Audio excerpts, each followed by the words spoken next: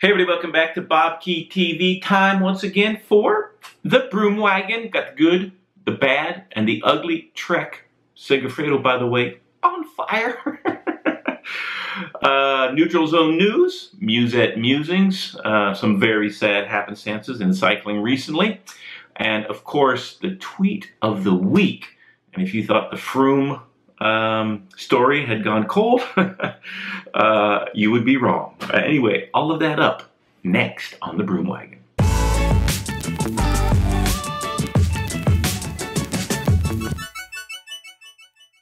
Okay, let's get started right away with the good, the bad, and the ugly from the racing this week. Trek Segafredo, oh my goodness, absolutely dominating the proceedings this week. John Degenkolb back at his best. 2 stage wins in the Challenge Mallorca, first and last stage, bookending it. And his teammate, Toms, now I'm going to try to pronounce this right. Toms, if you're out there, you can correct me. Scoints, I believe that is. Also from Trek, moving over from the Cannondale squad after last year onto Trek Segafredo. A fantastic victory. If we recall, Tom's crashed heavily in the Tour of California, was obviously concussed, and now it's great to see him back at his best and winning big races against the very best Challenge Mallorca stage.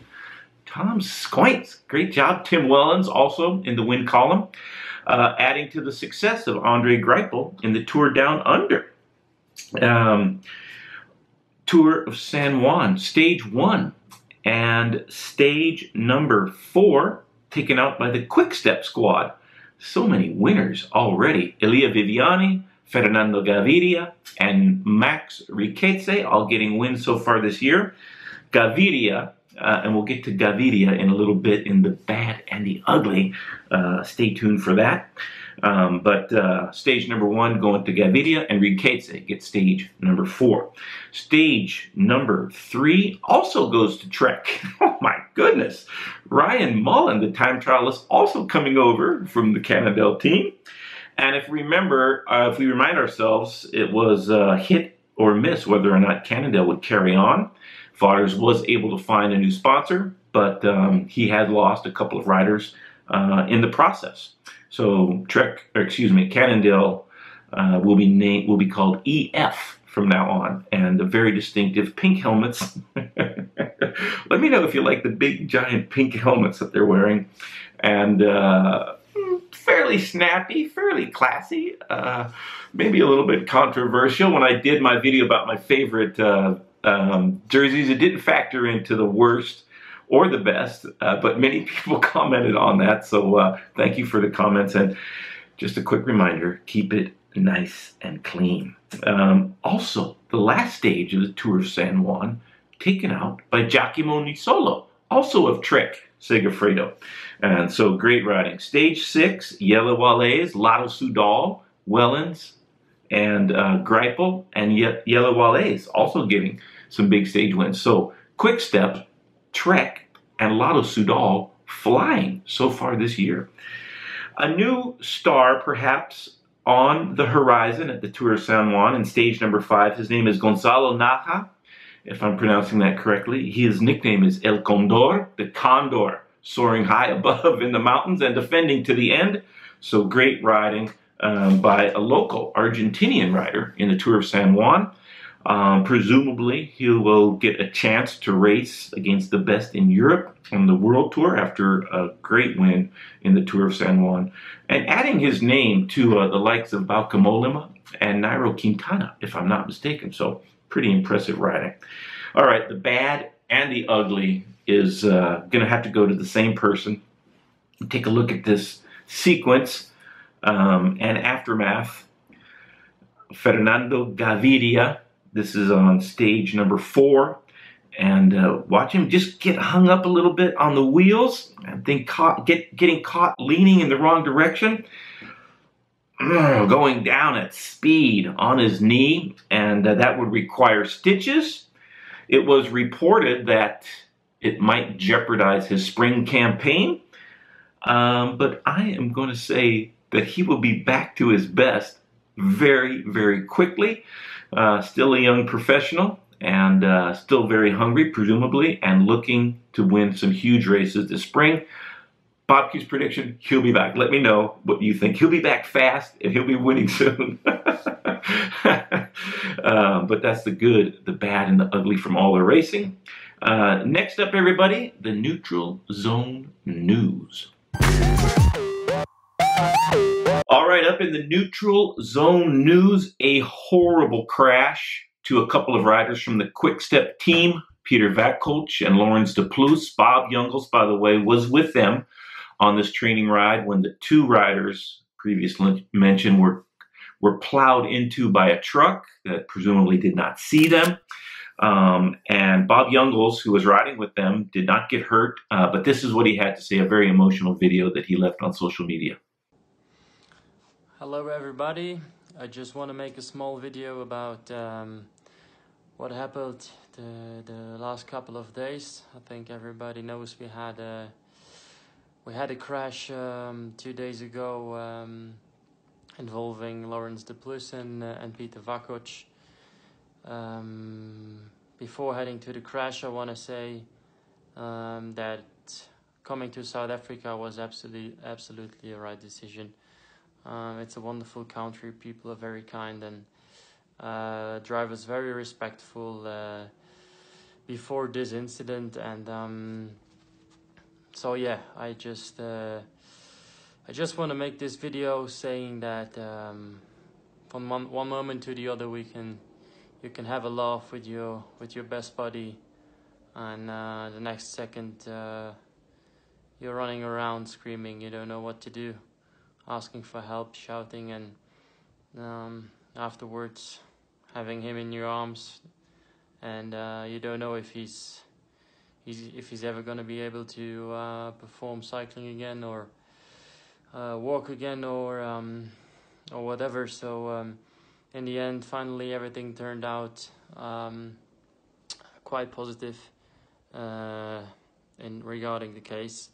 So yeah, I think it's very unfortunate that it always has to come to such a situation to wake up. I think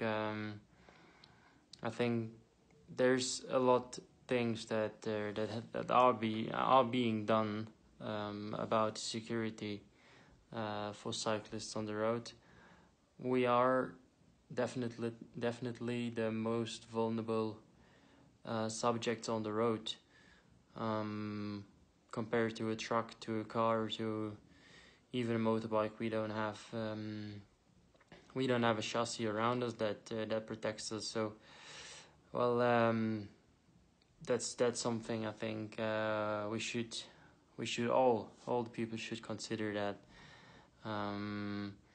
if it's worth the 1 or 2 minutes you lose, maybe passing us, and yeah, maybe getting into a situation like we were 2 days ago. I'm not saying here that we cyclists do everything right, that's for sure. I mean, often we use too much of the road, often we don't respect rules also, which is fair enough to say that that's not alright either. So I think just the message I want to give here is, I really hope that nobody ever has to experience what I had to experience 2 days ago with my two teammates. So I really strongly advise of sharing the road together, maybe making a sign if somebody does something wrong, I don't know, but just don't do any actions that could provoke a situation like we had it before. See you. For Vakoch, broken vertebrae, and for Laurens de Plus, broken pelvis and sacrum. Horrible. And best wishes to Vakoch and de Plus for a speedy recovery, and a little bit reminiscent of the crash in Calpe, Spain, that took out 7 or 8 riders from the giant team now called Sunweb. by the way. John Degenkolb was one of those riders, Chad Haga, and Warren Barguil. Barguil, it took a while for Barguil to recover, but was at his best in the Tour de France last summer with a couple stage wins in the King of the Mountains jersey. And John Degenkolb, maybe it's taken until now to recuperate. And he won 2 stages, as mentioned in the good, bad, and the ugly from the Challenge Mallorca. But the body heals up, but sometimes it's the emotional scars that take the longest to heal. And we'll see if John Degenkolb, and when he's at his best, he's very tough to beat in races like Paris-Roubaix, Milano-San Remo, Tour of Flanders, stages of the Tour de France. I'm going to call one stage right now in the Tour de France, by the way. Degenkolb, stage 9, across the cobbles, stage win for the Trek Segafredo rider. I didn't pick him to win the Cobble Classics or Milano-San Remo in my predictions, if you saw those. But I think he'll be at his best throughout the year, be very competitive, and that would be, which he hasn't done. Stage wins in the Giro and the Vuelta, but not yet in the Tour de France for Degenkolb. Watch for that to happen this summer. But like I said, best of luck to Laurens de Plus and Peter Vakoch for a speedy recovery and back into the racing as soon as possible. And hopefully Bob Jungels will be back at his best also, but it takes a long time. And believe me, I've seen plenty of mayhem on the roads because of vehicles not paying attention most of the time, sometimes overly aggressive, which is very sad. But best of luck to those quick step riders for a speedy recovery and back racing at their very best ASAP. Peter Sagan, there's very few things Peter Sagan cannot do really well. And his latest is presenting Pope Francis with a Specialized bicycle in a very snappy white and gold paint scheme. Beautiful bike. I don't wish I was the Pope, but that's a pretty sweet ride. And who could be a better vessel for the creation at Specialized than Peter Sagan? Pope Francis, I'm not sure if he's a cyclist, but it would be great to see him riding around the Vatican on that sweet ride. But anyways, Peter Sagan continuing to make headlines for all the right reasons. We'll get to some riders that are making headlines for much more nefarious reasons. But next up, the Musette Musings.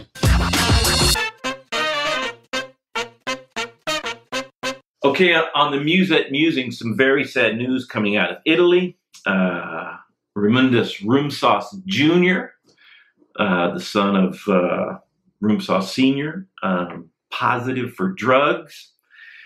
And this is how it transpired, apparently. There was a raid on the Rumsas, one of their houses, or the house that they live in. There was a variety of doping products and substances found. And so they administered a doping test to Rumsas Jr., and he was positive for drugs. So he's been given a 4-year ban. 4-year ban. Wow. 5 people are being investigated in conjunction with this raid on the Rumsas home. And we'll see what that turns up, hopefully in the near future. And the Italian authorities not taking any chances and not letting the Rumsas family up off the canvas after the death of Linus Rumsas recently.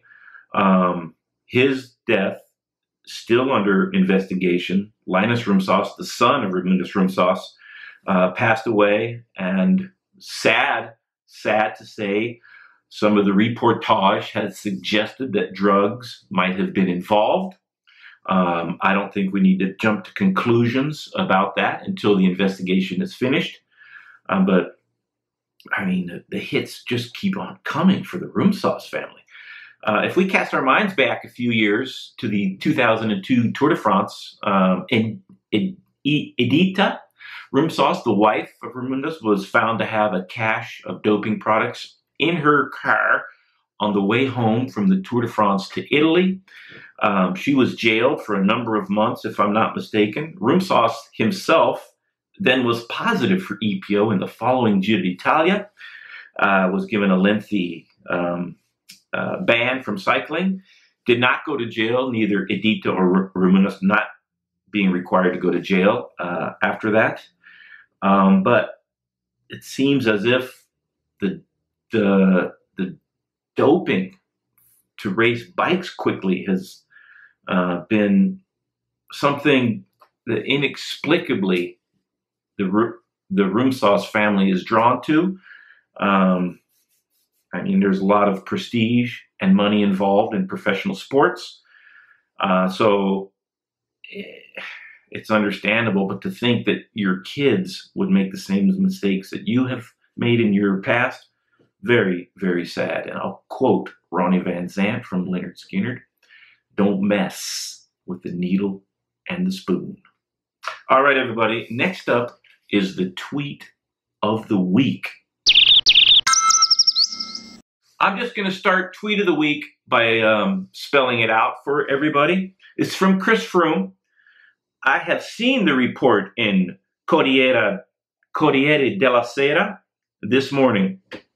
It's completely false. So an Italian newspaper that covers cycling extensively and other professional sports and going-ons in Italy and the world, Corriere della Sera, reported that Chris Froome was considering admitting he inadvertently took too much salbutamol and was hoping for hoping for leniency in the sentencing phase from the UCI to get a reduced ban from 2 years, which is possible, to 6 to 9 months.